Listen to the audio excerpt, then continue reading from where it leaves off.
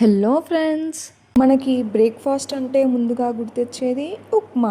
ఎంతో ఈజీ అయిన tasty and healthy ఉప్మాని చాలామంది నెగ్లెక్ట్ చేస్తూ ఉంటారండి. ఇలా క్యారెట్తో కనుక స్పెషల్గా ఉప్మా చేశారంటే తినకుండా వదిలిపెడతారా చెప్పండి. ముందుగా ఉప్మా కోసం కావాల్సినవి కట్ చేసుకొని పెట్టేసుకుందామా. ఒక 4 పచ్చిమిర్చీలు ఇలా 1కి 2గా కట్ చేసుకుంటే సరిపోతుంది.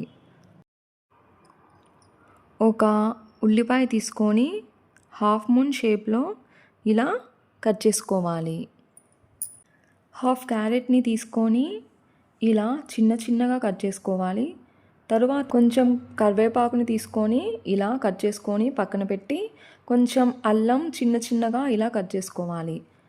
అల్లంతోనే ఉప్మా టేస్ట్ చాలా వరకు మారుతుందండి. ఇప్పుడు కొలత ప్రకారం ఉప్మా రవ్వని ఎంత తీసుకోవాలో చూసుకుందాం రండి. నేను ఇక్కడ సూజీ ఉప్మా రవ్వ వాడుతున్నాను. ఒక టీ గ్లాస్ తీసుకొని ఉప్మా రవ్వ ఒక 4 గ్లాసులుగా తీసుకొని వేసుకోవాలి. ఇప్పుడు స్టవ్ ఆన్ చేసుకొని ఒక గిన్నెలో 1 స్పూన్ నెయ్యి, 4 స్పూన్ల ఆయిల్ వేసుకొని తాలింపు గింజలు వేయాలి. కొంచెం కట్ చేసి పెట్టుకున్న కరివేపాకు, పచ్చిమిర్చి, ఉల్లిపాయలు వేసి మంచిగా కలుపుకోవాలి. అవి వేగనీయాలి. వేగాక క్యారెట్, టొమాటో అన్నీ వేసి మూత పెట్టి కొద్దిసేపు మగ్గించుకుందాం. ఇవి మగ్గే గ్యాప్లో ఒక గిన్నెలో మనం ఇందాక 4 గ్లాసుల ఉప్మా రవ్వకి ఇప్పుడు మనము 8 గ్లాసుల వాటర్ని వేసుకోవాలి. అంటే ఒక గ్లాసుకి 2 అంటే డబల్. మనం 4 తీసుకున్నాం కదా, ఇప్పుడు 8 గ్లాసుల నీళ్ళు పోసుకోవాలి.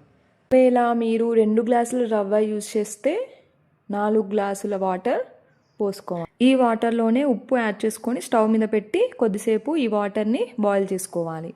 ఒక టిప్ అండి, చల్లని వాటర్ ఎప్పుడు ఉప్మాలో యాడ్ చేసుకోవద్దు. ఎప్పుడైనా ఉప్మా చేసుకునేటప్పుడు బాయిల్ వాటరే యాడ్ చేసుకోవాలి. ఎందుకంటే చల్లని నీళ్ళు మనం ఉప్మాలో పోస్తే అవి ఉండలుగా వస్తుందండి. తినేటప్పుడు మంచిగా అనిపించదు. మగ్గినట్టున్నాయి. మగ్గాక రవ్వ యాడ్ చేసుకొని మంచిగా కలుపుకోవాలి. ఒక 5 మినిట్స్ అయ్యాక ఆ బాయిల్డ్ వాటర్ పోస్తూ మిక్స్ చేసుకోవాలి. రవ్వ వాటర్ 2 మంచిగా కలుపుతూ మిక్స్ చేయాలండి. అంతేనండి. ఇలా ఒక్కసారి ట్రై చేసి చూడండి. ఇంత టేస్టీ అయిన ఉప్మాని పిల్లలు చాలా ఇష్టంగా మళ్ళీ కావాలి అని వదిలిపెట్టకుండా తింటారు.